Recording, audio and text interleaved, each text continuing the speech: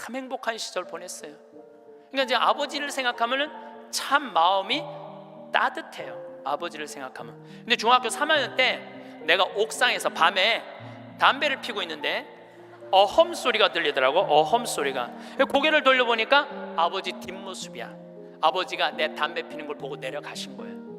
너무 미안하더라고요. 왜냐하면 나는 손찌검 한번 하신 적 없는 아버지인데 그 좋은 아버지한테 담배 피는 모습을 중학교 3학년 아들이 보였으니 얼마나 미안해요. 그냥 아버지 쳐다보기가 정말로 얼굴을 들을 수가 없었어요. 근데 아버지가 하루가 지나도 말이 없고 이틀이 지나도 말이 없는 거야. 일주일이 지났는데도 말이 없으신 거예요. 그래서 난 이렇게 생각했어요. 깜깜해서 못 보셨나 보다. 이렇게 생각을 했어요. 근데 2주일이 됐는데 2주일째 누나가 나를 부르는 거예요. 막내야. 항상 저를 막내라고 부르거든. 우리 집에서는. 막내야, 얘기 좀 하자. 그래 얘기해. 그랬더니 너 담배 피니? 그러더라고요. 나 담배 펴. 왜냐면 그때 제가 중학교 2학년 3학년 고등학교 1학년 거의 3년을 학교를 거의 안 다녔거든요. 뭐 여러 가지 몸이 안 좋아갖고 뭐 학교 안 다니니까 할 일이 뭐가 있어. 맨날 그냥 담배나 피고 앉아 있는 거죠. 학교 다니면 담배 필 시간 없지만 학교 안 다니니까 담배 필 시간이 얼마나 많아요. 맨날 담배나 피고 있는데 너 담배 피니? 그래서 나 담배 펴. 그랬더니 아버지가 나한테 얘기하더라. 너 건강도 안 좋은데 담배 끊었으면 좋겠다고. 그러니까 우리 아버지는 아들한테 이 얘기를 하고 싶은데 직접적으로 말하면은 서로 간에 충격이 있을 것 같은 생각을 하신 거예요. 그러니까 내하고 제일 친한 누나한테 얘기를 한 거죠. 그래서 아주 정중한 나한테 부탁을 해 오신 거죠. 그때 내가 받은 아버지에 대한 감동은요, 이거는 지금도 나는 아버지가 세상에서 제일 커요. 아버지가 세상에서 제일 큰 분이에요. 내 인생에 있어서.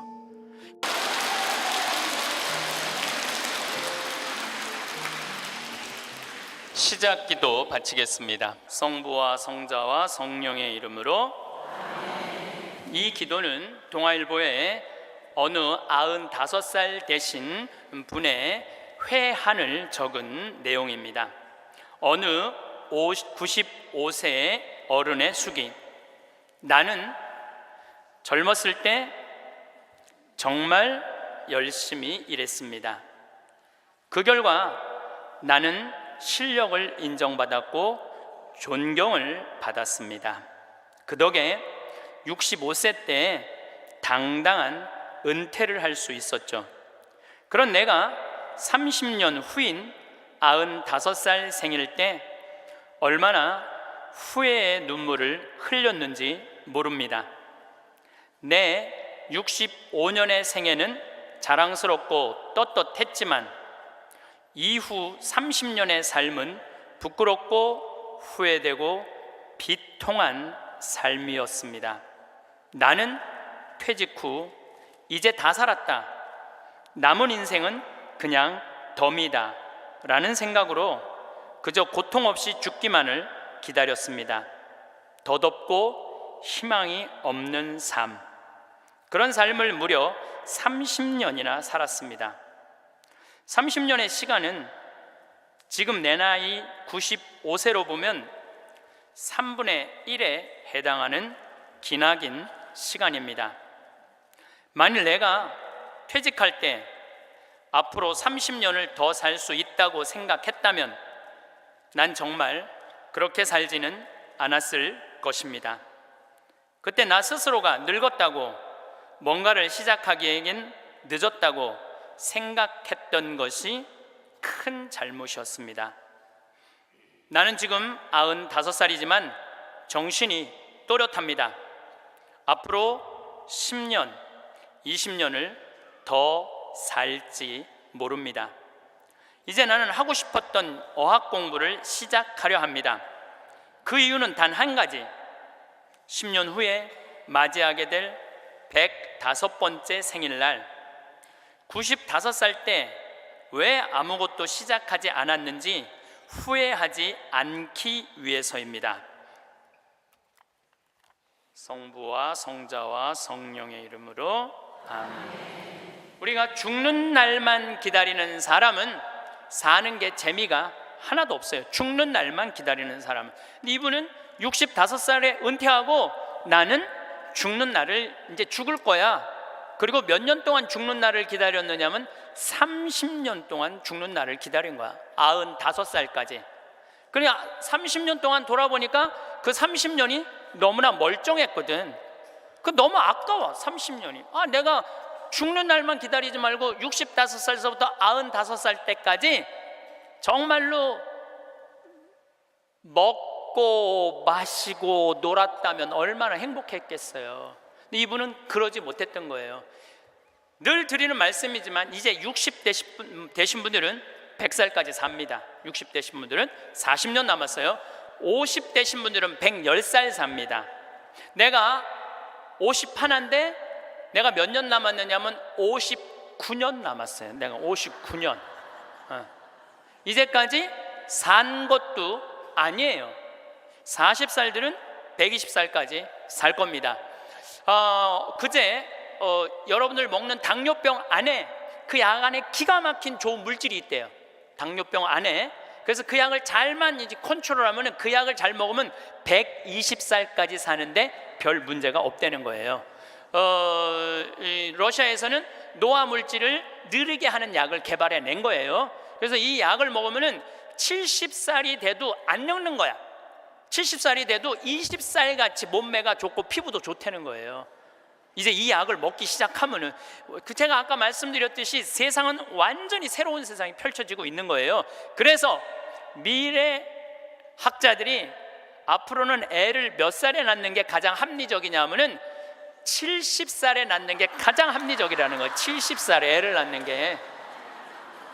그런데 저는 여기에 전적으로 동의합니다. 여기 지금 7, 80 되신 분들 다 20살에 시집 가셔서 애 낳고 살았을 거예요. 그럼 생각을 해봐요. 20살에 애 낳고 행복한 거냐? 애 한 살 때 행복하고 그 다음부터 자식 때문에 평생 속 새까맣게 끓고 사는 거예요. 여기 있는 분들 말을 안 해서 그렇지 얘기해보면은요, 지금 평생 자식 때문에 속 썩고 사는 분들 많을 거예요. 생각을 해봐요. 내가 100살까지 살면은 20살서부터 100살까지 80년 동안 자식 때문에 속 썩고 사는 게 나요? 아니면은 늙음하게 70에 나가고 한 30년 보다가 죽는 게 나요? 어느 게 나요? 어느 게 나요? 늙음하게 자식 보다가 죽는 게 훨씬 나은 거예요.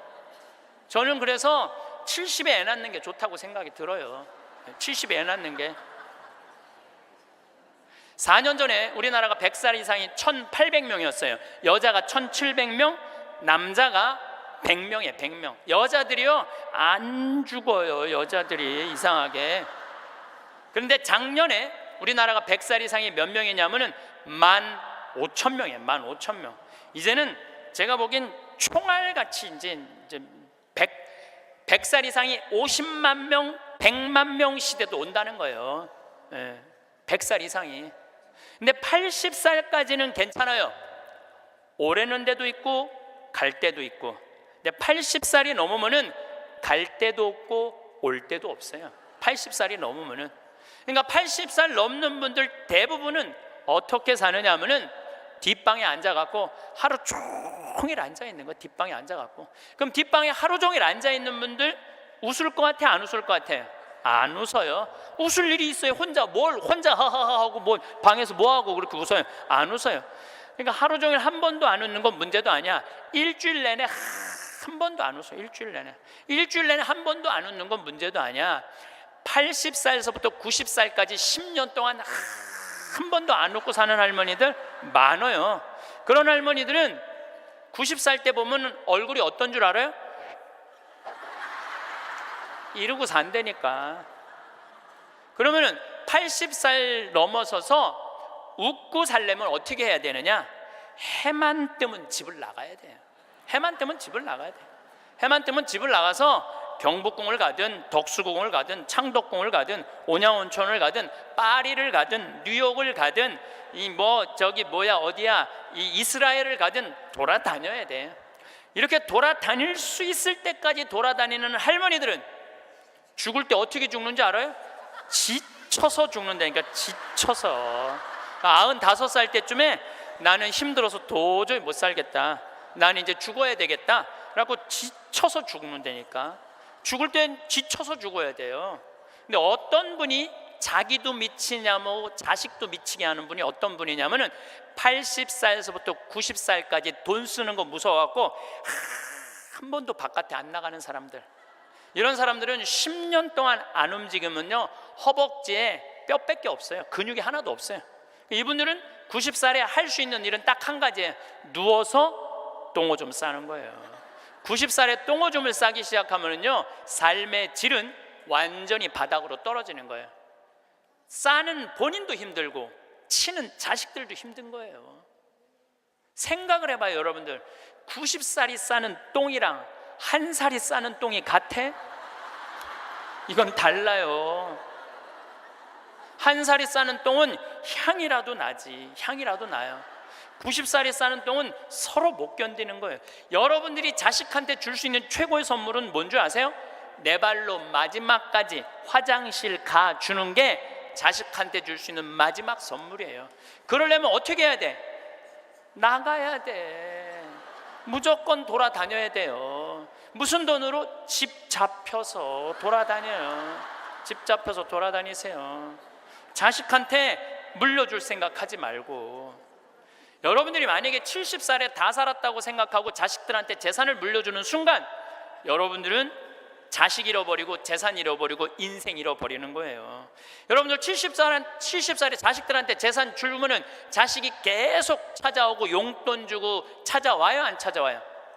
용돈도 안 주고요, 찾아오지도 않아요. 그래서 이번 10월 2일 날 노인의 날 무슨 법이 발효가 됐느냐면 불효자 방지법이 발의가 됐어요. 불효자 방지법. 불효자 방지법이 뭐냐면은 내가 재산 주고 다 줬는데, 집도 줬는데 자식이 용돈도 안 주고 찾아오지도 않으면은 내가 준 재산, 내가 준 집을 다시 찾아올 수 있는 법 아니에요.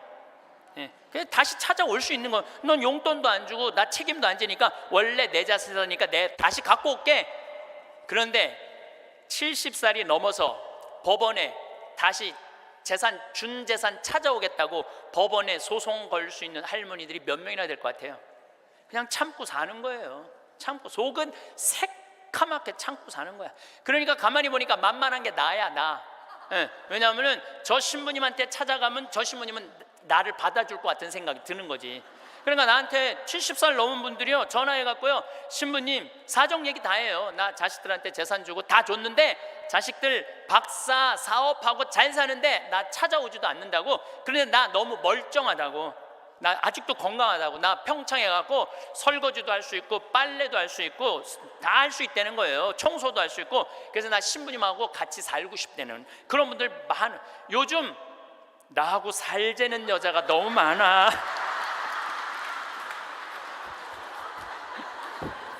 일년에 500명도 더 되는 것 같아. 그래서 제가 그 편지들을요 지금은 다 모아놔요.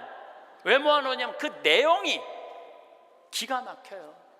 내용이, 내가 신부님 자식을 어떻게 키워서 어떻게 성공시키고 어떻게 재산을 물려줬는데 나한테 이럴 수가 있느냐고 그렇게 구구절절 편지 쓰는 분이 많아요. 그런데 그 자식 재산은 찾아올 생각하지 않고 내가 자식보다 낫게 생각이 드는 거지. 나하고 살자고, 나하고 살자고. 내가 직접 받은 전화인데 85살 된 할머니예요. 85살 됐는데 70에 아들이 그러더래요. 어머니, 나 이제 어머니 어차피 모셔야 되고 어머니도 이제 나하고 같이 살아야 되지 않느냐. 그러니까 나 5천만 원 있고 어머니 3억 있는데 그 돈 나한테 주면은 내가 아파트 분양 받아서 어머니 모시고 살겠다고. 자기는 5천만 원 투자하고 엄마는 3억 투자하고 자기가 모시고 살겠다고. 자기가 들어가서 사는 건데 말은 자기가 모시고 산다고. 근데 이 할머니가 이런 생각이 들었대요. 내가 살면 얼마나 사나? 아들이 아파트 얻겠다는데, 그래서 그 3억을 주고 들어가서 살기 시작했대요. 여러분들, 나이를 먹어서 자식이 내 집에 들어와서 사는 거랑 내가 자식 집에 들어가서 사는 거는 하늘과 땅 차이예요. 하늘과 땅 차이예요. 만약에 자식이 들어와서 사는데 마음에 안 들잖아요? 나가라고 그러면 돼. 근데 만약에 내가 자식하고 같이 살겠다고 합쳤는데 자식이 너무 마음에 안 들어, 며느리가 너무 마음에 안 들어. 그리고 대개 80된 분들은 며느리가 몇 살쯤 되냐면 60살쯤 돼요. 이 60살쯤 되는 며느리는 눈에 뵈는 게 없는 사람들이에요. 그럼 누가 나가야 돼? 80살짜리가 들고 나가야 돼요. 80살짜리가 나가야 돼요. 이게 현실이에요, 현실. 제가 며칠 전에도 들은 얘기예요. 6억을 들고 할머니가 아들 집으로 들어갔대요. 아들 집으로 6억을 들고 들어가든 60억을 들고 들어가든 그건 아무 상관이 없어요. 자식 집에 들어가서 사느냐 안 사느냐, 그게 중요한 거예요. 그런데 6억을 들고 들어갔는데 냉장고에 있는 사과도 마음대로 못 먹겠더라는 거예요. 왜냐하면 이거 혹시 며느리가 손자 주려고 갖다 놓은 거 아닌가. 그래서 전화를 했는데요. 얘야, 나 이거 먹어도 되느냐고. 왜 그러고 사느냐 이거예요. 그냥 혼자 편안하게 6억짜리면 3억짜리 아파트 가고 3억은 은행에다 넣어놓고 한 달에 100만 원만 써도 30년을 먹고 살 수 있는데 왜 그렇게 사느냐 이거예요. 그리고 이제 여러분들의 인생의 주인공은 누구냐면 여러분들이에요. 자식이 여러분들 효도할 수 없어요. 이제는 효도는 할 수 없는 세상이에요. 제가 아주 단언을 합니다. 여러분들 효도는 할 수도 없고 받아 먹을 수도 없는 세상이에요. 생각을 해봐요. 여러분들 110살까지 산다고 생각을 해봐요. 110살 먹은 엄마가 90살 먹은 아들한테 전화해갖고 얘야, 너 왜 나 요즘 안 찾아와? 그러면은 90살 먹은 아들이 당황스러울 거예요. 엄마 아직도 안 죽은 건가? 죽었는지 안 죽었는지 지금 헷갈리는데, 가끔씩 엄마가 전화해갖고 너 왜 나 안 찾아오냐면 아들이 90살 먹은 아들이 당황스러울 것 같아요, 안 당황스러울 것 같아요? 살았는지 죽었는지도 몰라요. 90살 된 아들은. 막말로 여기 계신 분들 지금 8, 90 된 어머니 하루에 몇 번 생각해요? 떨어져 살면은 일주일에 한 번도 생각 안 할 때도 많을 거예요. 일주일에 한 번도. 근데 엄마는 오로지 자식만 생각하는 거야. 왜? 자기 인생을 살 줄 몰라서 그러는 거예요. 자아실현이 뭔지 몰라서 그런 거예요. 자아실현. 자기 인생을 산 사람은 자식이 있든 없든, 자식이 찾아오든 안 찾아오든 아무 상관없이 자기 인생을 살아요. 근데 자기의 삶이 없는 사람은 오로지 자식만 쳐다보고 110살 때도 90살 먹은 아들한테 너 왜 나 안 찾아와? 나 너밖에 없는데. 그럼 아들이 엄마가 지금 죽었다가 살아난 건지 살았다가 죽은 건지 이거 헷갈린다니까요, 아들이. 이제는 효도는 없는 시대, 효도는 없는 시대예요. 그러니까 이제 85 된 분이 70살 때 들어가서 아들하고 살기 시작했대요. 근데 75이 돼도 안 죽고 80이 돼도 안 죽더래. 근데 나이를 먹으면 먹을수록 여러분들 돈이 더 필요해요. 돈이 더 필요해. 나이를 먹으면 먹을수록. 그래갖고 83살에 아들한테 500만 원만 달라고 그랬대요. 왜냐하면 3억을 줬으니까 500만 원을 달라고 그럴 자격이 있는 거죠. 근데 그때부터 아들이 2년 동안 말을 안 하더래요. 저는 아들 편이에요. 생각을 해봐요, 여러분들. 이 아들은 엄마하고만 살아요? 60살 된 며느리하고 사는 거예요. 며느리가, 아내가 맨날 뭐라고 그럴 것 같아? 나 저 시어머니하고 사는 거 지겨워. 당신 택해. 엄마야, 나야. 맨날 그래도 모시고 살아야지 어떻게 해? 지금 어머니 어딜 가라고 그런다고 맨날 이렇게 달래는 와중에 그런 상황도 모르고 500만 원 내놓으라 그러니까 이 아들이 엄마 쳐다보기가 싫은 거예요. 2년 동안 말을 안 하더래. 2년 동안. 여러분들 한 집에 사는데 아들이 2년 동안 나 사람 취급 안 하고 말 안 하면 그 집에서 살고 싶겠어요? 살고 싶지 않죠.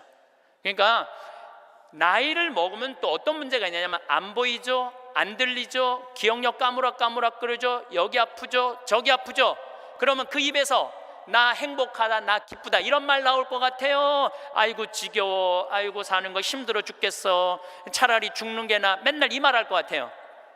좋은 소리도 여러 번 들으면 짜증나는데 지겹다, 죽겠다, 섭섭하다는 소리 10년 이상 들으면요 정말로 죽고 싶을 만큼 힘든 거예요.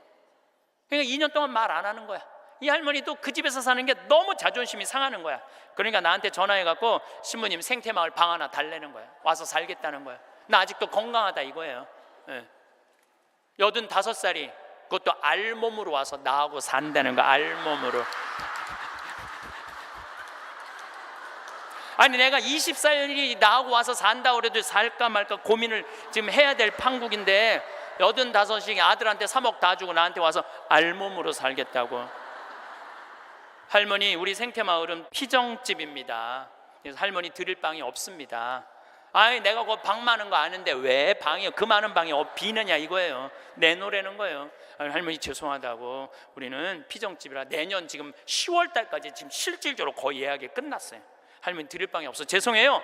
그러니까 아니 방송 보면 우리 노인들 마음을 가장 잘하는 분이 신부님인데 막상 통화해 보니까 보는 거하고 다르다 이거예요. 방송 보는 거하고. 그러면서 이 할머니가 마지막 전화기를 내려놓으면서 나한테 한 방을 먹이더라고. 뭐라고 그러냐면은 전화 막상 해보니까 신부님이나 내 아들이나 다를 바 하나도 없다고, 똑같다고 전화 끊는 거예요. 그러니까 이 할머니는 정말로 어디다 마음 둘 데가 단 한 군데도 없죠. 만약에 이 할머니가 3억을 그대로 가지고 있었다면 그 서름 안 받았을 거예요. 그 서름 안 받고 그냥 자기 인생 사는 거예요. 아들은 아들 인생 사는 거고. 그럼 서로 섭섭할 것도 없어. 원수 될 것도 없어요. 근데 뭐가 원수가 되는 줄 알아요? 줄 거 다 주고 원수가 된다니까. 줄 거 다 주고 해줄 도리 다 해고도 원수가 된다니까. 그러니까 자식한테 돈을 주는 게 아니에요. 주지 마세요. 이제 뭐하러 주세요 자신을. 울산에서 한 할아버지가 전화를 했어요. 경찰서에. 작년에 신문에서 제가 읽은 내용이에요. 나 경찰한테 이렇게 얘기하는 거, 두유 2개로 10일을 버텼다. 두유 2개로. 난 지금 죽을 것 같다. 나를 좀 살려줘라. 그래서 경찰이 가서 문을 따보니까 할아버지가 뼈밖에 안 남은 거야. 10일 동안 두유 2개로 먹었으니 뭐가 물 10일 먹은 거하고 똑같잖아요. 그래갖고 이 할아버지 뭐 누구 돌볼 사람 없나 했더니 할머니가 1년 전에 돌아가신 거야. 여기 우리 할아버지들 많이 와서 앉아 계신데 여러분들 오늘 강의 다 까먹어도 좋아. 정말로 다 까먹어. 이것만 안 까먹으면 돼요. 여러분들은 무슨 일이 있어도 할머니보다 하루 먼저 죽어야 돼. 무슨 일이 있어도 누구보다 먼저 죽어? 할머니 죽으려고 그러면 너 죽지 마. 나 죽기 전에 죽지 마. 그리고 먼저 죽어야 돼요. 그러니까 여기 효자 열보다요 악처 하나가 낫다니까요. 효자가 하루 종일 같이 있어줘요? 같이 잠자줘요? 못하는 거예요. 악처가 같이 밥 먹어주고 같이 있는 거예요. 그러니까 여기 오늘 할아버지들은 제발 할머니들 가슴 아픈 일 하지 마세요. 그냥 마누라가 시키는 대로 하고 사세요. 머리 깎으라고 그러면 가서 머리 깎고, 목욕하라면 목욕하고, 내복 추우니까 내복 입으라면 내복 입고, 내복 벗으라면 벗고, 시키는 대로 하고 사세요. 시키는 대로. 근데 이 할머니가 1년 전에 돌아가신 거예요. 어떤 금술 좋은 할머니하고 할아버지하고 한 집에 살았어요. 근데 그날 오후 따라 할머니하고 할아버지하고 목욕을 깨끗하게 했어, 둘이서. 그리고 저녁을 맛있게 차려 먹었어. 그리고 저녁에 침대에 누웠는데 할머니가 옛날 생각이 나는 거야. 할아버지를 툭툭 치면서 여보 영감, 이렇게 깨끗이 씻고 맛있게 먹고 이렇게 침대에 누우니까 우리 신혼 생각난다. 당신 생각나? 신혼 때 당신 이렇게 냉랭하지 않았어. 당신 신혼 때 잘 때 내 손 꼭 잡아주던 거 생각나 안 나? 딱 그런 거예요. 할아버지 가만히 생각해보니까 손을 잡아줘야 될 것 같은 거야. 그래서 할머니 손을 싹 잡았어요. 그랬더니 할머니가 여보 영감, 당신이 내 손 잡아주니까 너무 행복하다. 근데 당신 생각나? 당신 신혼 때 이렇게 내 손 잡는 걸로 끝내지 않았어. 당신 잘 때마다 꼭 내버려 뽀뽀해 주던 거 생각나 안 나? 딱 그런 거예요. 생각해보니까 뽀뽀도 해줘야 될 것 같은 거야. 그래서 할아버지가 할머니 손을 쫙 잡은 상태에서 고개를 돌려서 뽀뽀를 쭉 해줬어요. 근데 할머니가 너무 행복. 여보 영감, 당신이 내 볼에 뽀뽀해 주니까 나 새댁된 기분이야. 너무 행복하다. 여보 영감 너무 고마워. 근데 여보 영감, 당신 생각나? 당신 신혼 때 내 볼에 뽀뽀하는 걸로 끝내지 않았어. 당신 그 이로 내기 잘근잘근 애무해 주던 거 생각나 안 나? 딱 그런 거예요. 그랬더니 그때서 할아버지가 얼굴이 울그락불그락 하면서 확 이불을 내던지고 나가버린 거예요. 그래갖고 할머니가 여보 영감 어디가? 문 열고 나가는 할아버지한테. 그랬더니 할아버지가 딱 문지방에 서서 할머니를 딱 째려보고 이렇게 말을 했어요. 기다려, 이빨 갖고 올 테니까. 딱 그랬다는 거 아니에요. 이제 여러분들 노인들은요 부부밖에 없어요. 정말 부부가 귀하게 여겨야 되는 거예요. 그런데 이 할머니가 1년 전에 돌아가신 거예요. 딸은 하나 있는데 교통사고를 하고 인사불성이 된 거예요. 딸은 인사불성이 된 거예요. 누구 돌볼 사람 없나 했더니 이 할아버지 3층짜리 빌딩을 갖고 있었던 할아버지야. 3층짜리 빌딩을 갖고 있고 그 옆에 4평을 달아서 거기서 폐지를 모으고 살았던 거예요. 거기서 월세도 나오는데 이 할아버지는 버는 법은 배웠는데 쓰는 법을 못 배운 할아버지예요. 쓰는 법을 못 배운 할아버지. 여기 계신 분들도 많습니다. 예, 많아요. 정말로 개처럼 벌어서 짐승같이 써야 되는데 개처럼 벌어서 개처럼 쓰는 사람들 많아요. 제대로 돈의 가치답게 쓰지 못한 분들 너무너무 많아요. 많은 경우 여러분들 폐지 줍고 다니는 분들 많죠. 할머니 할아버지 그런 분들 중에 대개 자식들한테 몇 천만 원 몇 억씩 다 주고 자기는 폐지 줍고 다니는 사람들 많아요. 실질적으로 그러시지 마세요. 내가 행복해야 돼요. 내가 행복한 게 자식 도와주는 거예요. 그래서 제가 여러분들한테 보너스 하나 꼭 하시라고, 돈 안 들고도 할 수 있는 보너스. 내년 뭐 나중에 얘기지만은 내년 3월 25일부터 4월 20일 사이에 여기 해화동 서울대학병원에 가세요. 서울대학병원에 가면은 그 꼭대기 층에 식당이 하나 있어요. 그 식당에 가서 비싼 거 시키지 마세요. 쟁반짜장도 팔더라고요. 그럼 3명이 갖고 쟁반짜장 15,000원짜리 시키면은 셋이서 충분히 먹어. 거기서 한 11시 반쯤에 가세요. 괜히 12시 막 그 의사들 막 직원들 올라올 때 그때 가서 먹지 말고 미리 한 11시 반쯤에 가서 거기 가서 쟁반짜장을 드세요. 왜 거기서 쟁반짜장을 먹으라고 말씀드리느냐 하면은 거기서 보이는 경치가 경복궁, 창덕궁, 창경궁, 비원, 청와대까지 다 보이는데 막 새순이 막 돋아날 때 그 경치가요 너무 멋있어요. 나도 서울대병원에 이제 1년에 한 번씩 강의를 가는데 거기서 식사 대접을 받았는데 거기서 밥을 먹는데 이렇게 내려다 보니까요 조선 27대 왕 부럽지 않더라고요. 거기서 아니 어떤 왕이 거기서 내려다보고 왕궁을 내려다보고 밥을 먹는 사람이 어디 있어. 꼭 기억하셨다가 내년에는 돈 드는 게 아니야. 그냥 전철 타고 가서 그냥 들고 올라가서 몸빼바지 입지 말고 그날은 좀 럭셔리하게 입고, 예, 그날은 좀 럭셔리하게 입고 내려다 보세요. 얼마나 아름다운가. 조선의 왕궁이 얼마나 멋있는가. 돈 안 들고도 볼 수 있는가. 정말 그런 데가 없어 세상에. 그런 데 가세요. 그리고 우리나라는 그렇게 멋있는 데가 너무 많아요. 너무 많아요. 돈 많이 안 들고도 하루에 그저 5,000원, 10,000원만 들고 여기 춘천 막 벚꽃 필 때 전철 타고 춘천만 갔다 와도 얼마나 멋있어요.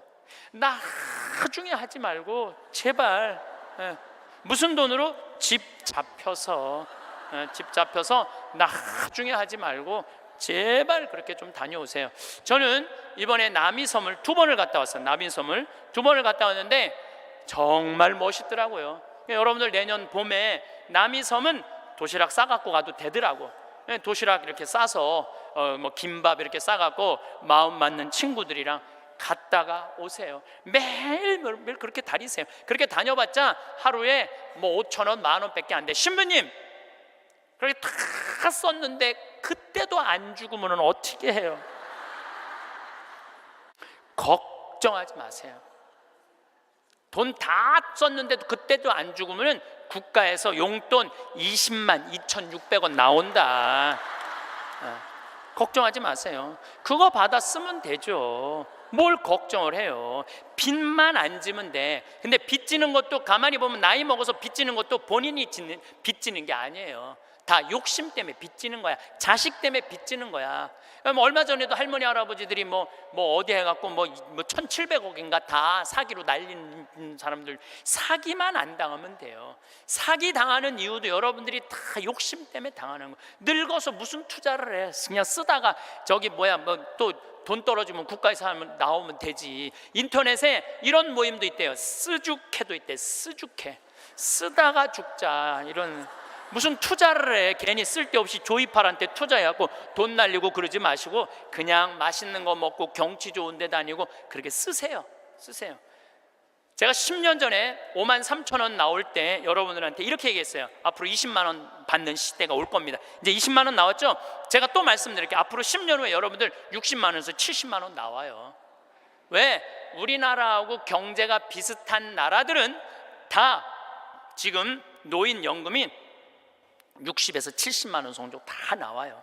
우리나라하고 경제가 비슷한 나라들은. 우리나라만 안 하고 있는 거예요. 우리나라만 노인들한테도 안 하고 경찰한테도 안 하고 뭐 청소하는 사람들 아주 돈 안 주는 거지. 이거 다 올라와야 돼. 그리고 지금 기업에 있는 돈들 다 내는 세금으로 뺏어갖고 그 돈 힘든 사람들한테 다 나눠줘야지 선진국으로 가요. 선진국으로 가는 길은 그 길밖에 없어요.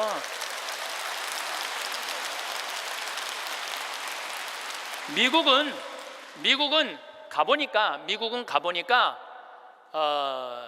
할머니 한 분이 95살 먹은 할머니야. 이번 LA 갔는데 나한테 용돈을 $1,000를 주더라고요. 정말로 나이 많으신 분이야. 용돈을 $1,000를 100만 원을 주는 거예요. 할머니 무슨 돈이 있어? 우리 돈 많아. 그래. 내가 지금 그래서 궁금해갖고 물어봤어. 미국의 할머니들은 한 달에 돈 하나도 없는 분들 연금이 얼마 나오냐면 $800가 나와요. $800면 우리나라 돈으로 85만 원이 나와요. 85만 원. 그런데 85만 원뿐만 아니라 집도 없어 이런 분들은 그러면 아파트 월세까지 다 나와요. 시골은 $200, 도시는 $300 하거든 월세가. 그것까지 다 나오는 거니까 한 달에 100만 원 정도가 나오는 거야. 근데 만약에 이 할머니가 한 달에 100만 원을 줬는데 1년 연말 결산을 해봤는데 100만 원을 다 안 써서 50만 원밖에 안 썼어. 그러면은 이 할머니는 돈이 있던가 돈이 필요 없던가 하는 할머니라고. 그 다음에는 연금을 40만 원밖에 안 줘요. 그래서 미국에 다녀보면 할머니들이요 그 돈 쓰려고 얼마나 돌아다니는지 몰라요. 그러니까 쓰죽해가 생기는 거야. 쓰다 죽자. 그냥 나한테 용돈도 $1,000씩 주는 거죠. 내가 그 할머니한테 5년 전에도 나한테 만나서 그랬대요. 그래서 할머니 손을 잡고 할머니 내가 한 5년 후에 여기 또 올 것 같은데 그때 또 봐요. 그랬더니 그때는 좀 생각을 해봐야 될 것 같아 그러시더라고요. 100살 때는 생각을 해봐야 되겠다 이거죠. $30,000가 통장에 넘었으면요 연금을 안 줘요. 미국도. 그러니까 자기 통장에 3,000만 원 밑으로 자꾸 만드는 거예요. 쓰라는 거예요. 근데 우리나라도 그렇게 갑니다. 분명히 그렇게 가요. 그리고 우리나라가 부정적인 요소도 많지만은 제 판단에는 앞으로 전 세계에서 가장 발전한 나라 중에 하나예요. 우리나라가. 그러니까 걱정하지 마세요. 예수님이 걱정하지 말라고 해도 뭘 이렇게 쓸데없는 걱정을 많이 하고 그래.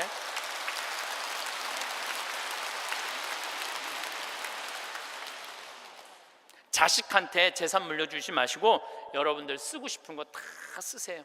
여행 다니고 싶은 거 여행 다니고 먹고 싶은 거 있으면 먹고 없으면은 안 쓰면 되지. 없으면 안 쓰면 돼요. 근데 있는데도 못 쓰는 사람들한테 하는 얘기예요. 있는데도 못 쓰는 분들한테 하는 얘기예요. 이제는 부모 자식 사이에 효도는 없어요. 아까도 말씀드렸지만 사랑밖에 없어요. 사랑만 남는 거예요. 부모 자식이 어렸을 때 얼마나 사랑했느냐 사랑하지 않느냐에 따라서 늙어서 자식이 찾아오느냐 찾아오지 않느냐가 결정되는 거예요. 나는 우리 어머니 아버지를 참 잘 만났어요. 참 좋은 어머니 좋은 아버지. 그 중에 어머니보다는 아버지를 잘 만난 것 같아요. 아버지를 뭐 어머니도 좋지만 아버지는 그거보다 훨씬 좋아요. 훨씬. 난 어렸을 때 아버지하고 매일 미꾸라지 잡으러 다니고 메뚜기 잡으러 다니고 도토리 밤 주스러 다녔던 기억이 참 많아요. 그리고 시험만 우리는 시험 못 봤다고 혼났던 적이 한 번도 없어.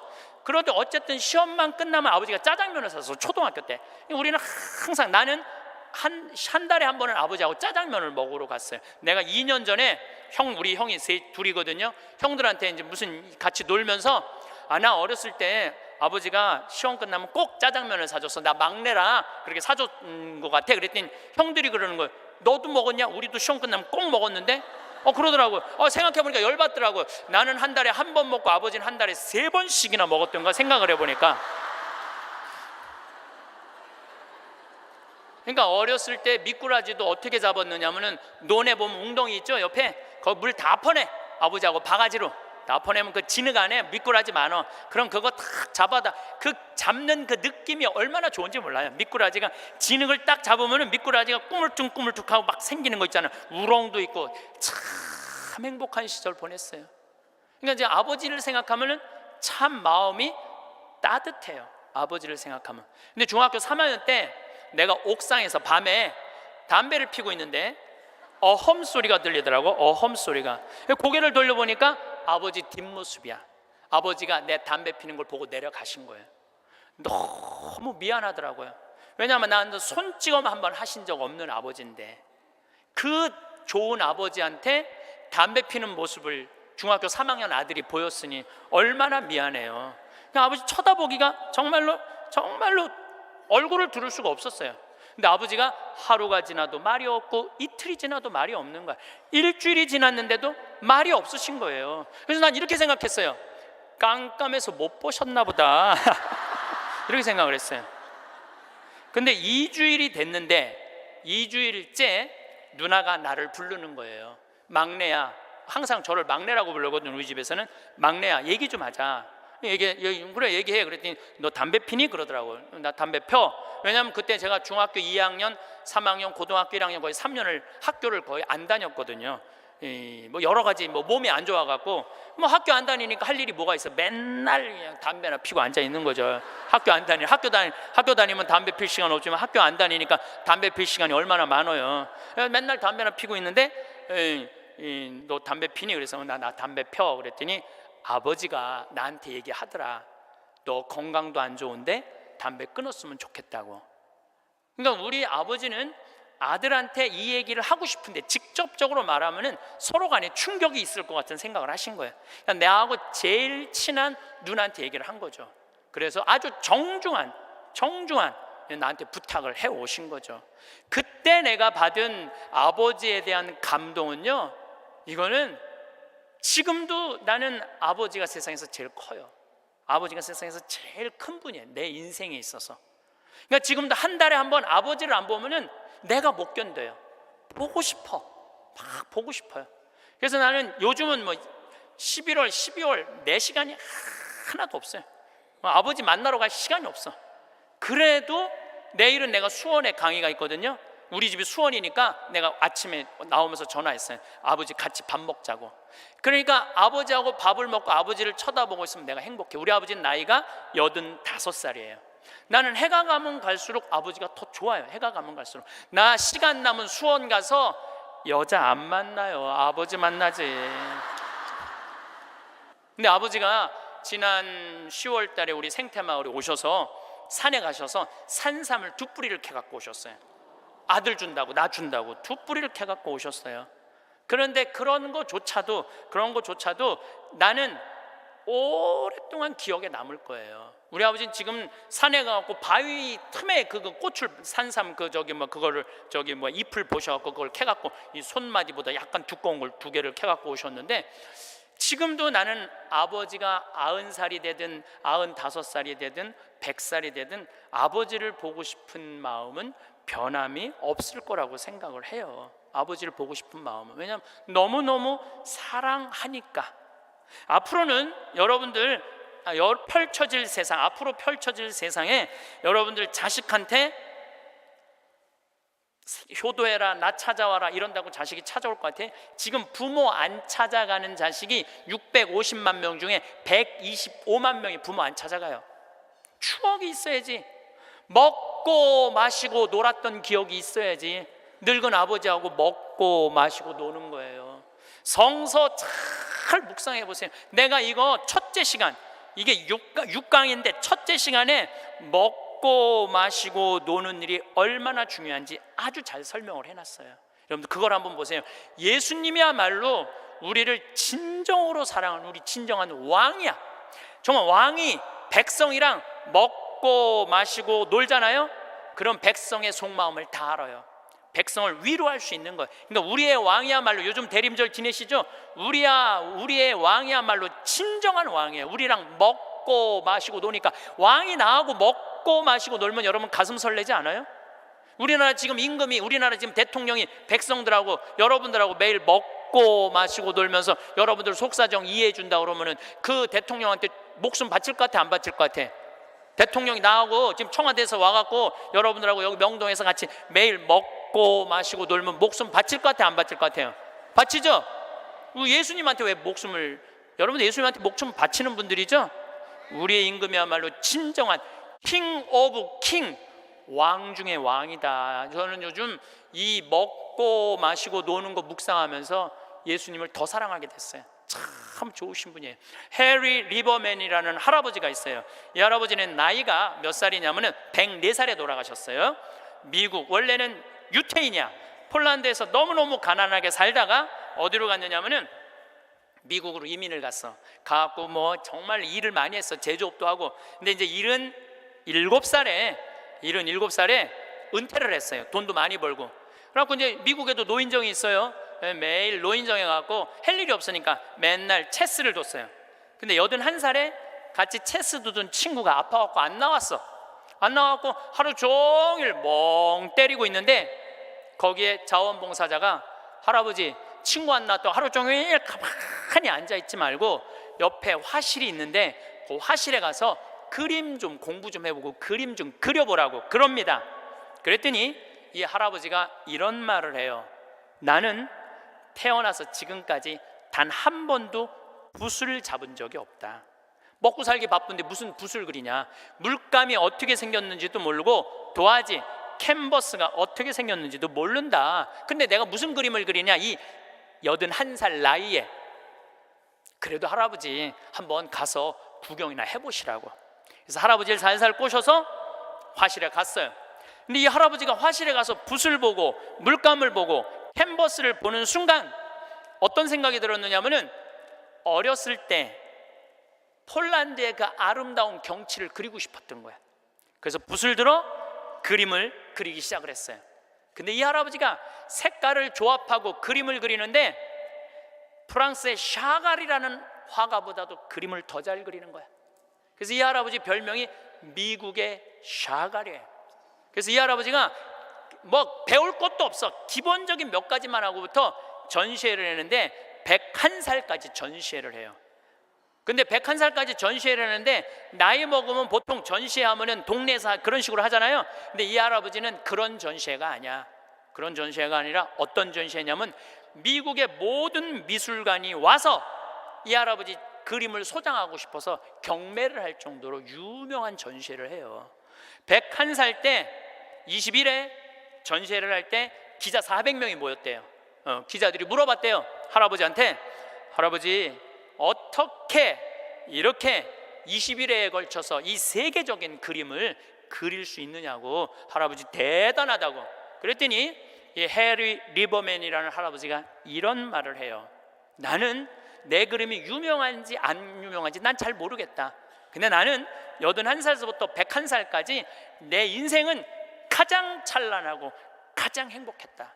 내가 이렇게 그림을 그리면서 내 101살까지 살 수 있었던 것은 내 인생의 최대의 축복이다. 그리고 이 할아버지는 104살에 세상을 떠나세요. 여기 계신 모든 분들 지금 안에 재능이 있을 것 같아요, 없을 것 같아요? 재능이 있어요. 지금 60, 70, 80 되신 분들도 재능이 다 있으세요.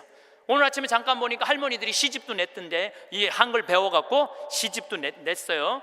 그런데 참 내가 보기에는 그분들 대단한 분들이에요.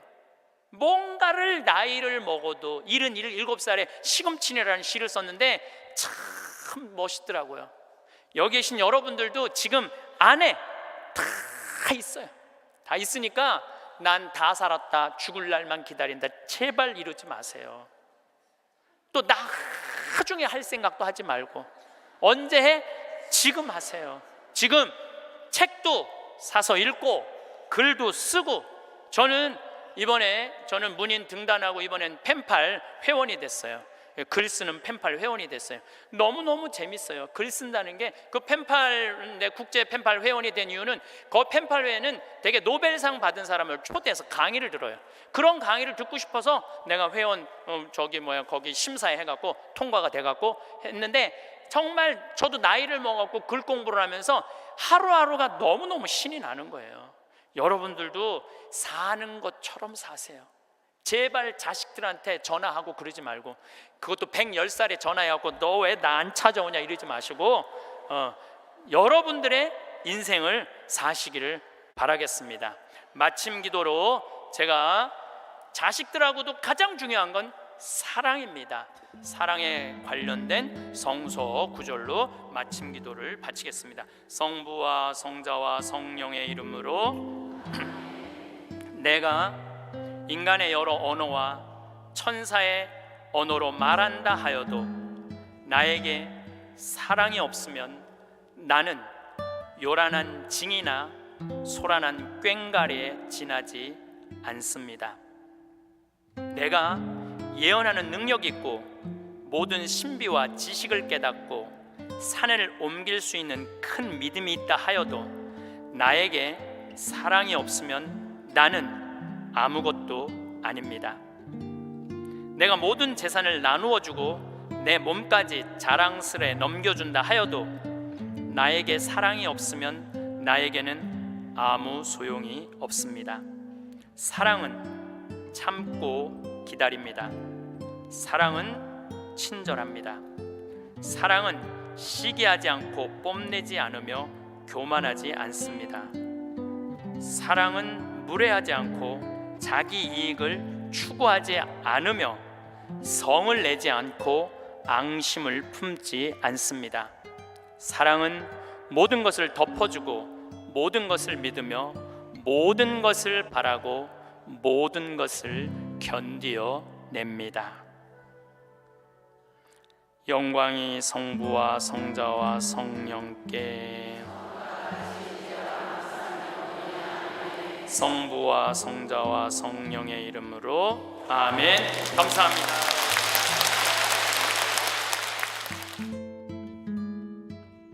오늘 황창현 신부님의 행복 특강은 정말 인상 깊었습니다.